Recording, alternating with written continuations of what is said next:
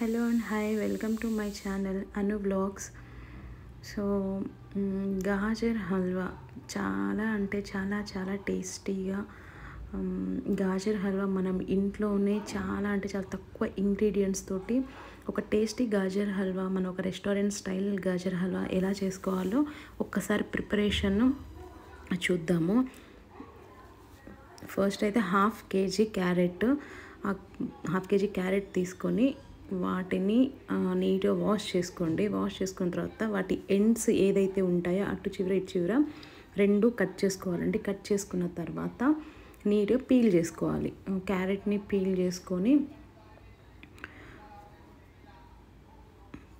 చేసుకున్న తర్వాత క్యారెట్ని తురుముకొని పెట్టుకోవాలి.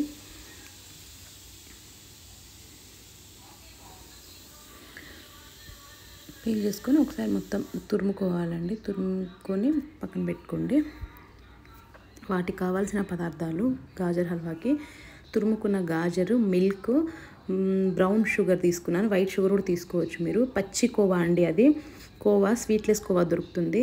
సో కాజు బాదాంని నానబెట్టేసుకొని వాటిని చిన్న స్లైసెస్ కట్ చేసి పెట్టుకున్నాను. అంతేనండి వాటి ఇంగ్రీడియంట్స్. సో ఒక ప్యాన్ తీసుకొని ప్యాన్లోకి వచ్చేసి ఒక 3 టేబుల్ స్పూన్ నెయ్యి తీసుకోవాలి. 3 టేబుల్ స్పూన్ నెయ్యి వేసుకొని మనం తురిమి పెట్టుకున్న క్యారెట్ని ఇందులోకి యాడ్ చేసుకుందాం. నెయ్యిలో క్యారెట్ బాగా ఫ్రై అవ్వాలండి. ఫ్రై అవ్వాలి అంటే కొంచెం మనకి ఆ క్యారెట్ స్మెల్ ఏదైతే ఉందో అది పోవాలి. సో అప్పటి వరకు కొంచెం ఆ నెయ్యిలో ఫ్రై అయితే టేస్ట్ బాగుంటుంది. సో ఒక 10 to 15 మినిట్స్ అయితే మాత్రం బాగా కలుపుకోవాలి. కలుపుకొని మూత పెట్టుకొని పెట్టేయాలండి. లిడ్ పెట్టేసుకోండి. పెట్టేసుకున్న తర్వాత మళ్ళీ ఒకసారి ఓపెన్ చేసి ఒకసారి మళ్ళీ కలుపుకొని చూసి ఒకసారి కలుపుకోండి. ఏదైనా అడుగు అట్లా అంటకుండా ఉండేలాగా కలుపుకొని ఇప్పుడు వచ్చేసి మిల్క్ తీసుకోవాలండి.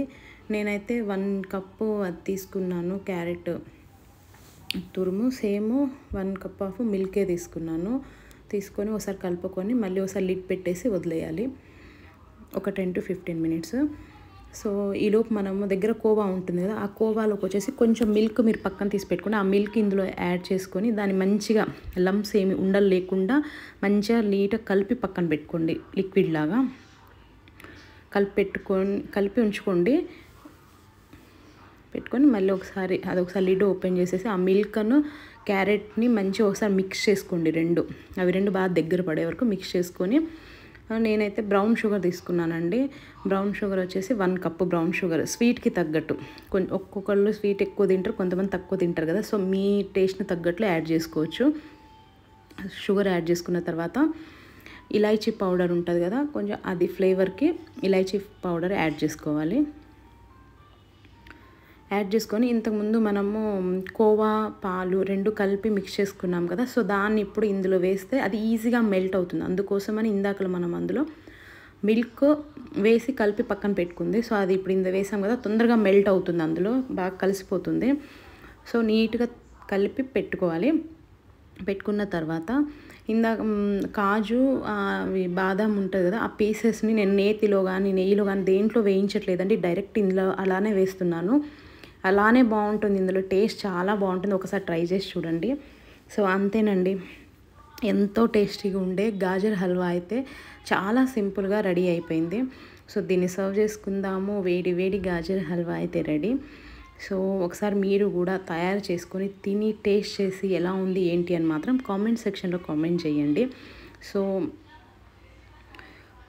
ఒకవేళ మీకు కానీ నచ్చినట్లయితే ప్లీజ్ ఈ వీడియో కానీ మీకు నచ్చినట్లయితే షేర్ అండ్ సబ్స్క్రైబ్ ప్లీజ్. ఒక లైక్ అయితే కొట్టండి. Thank you so much for watching this video. Bye.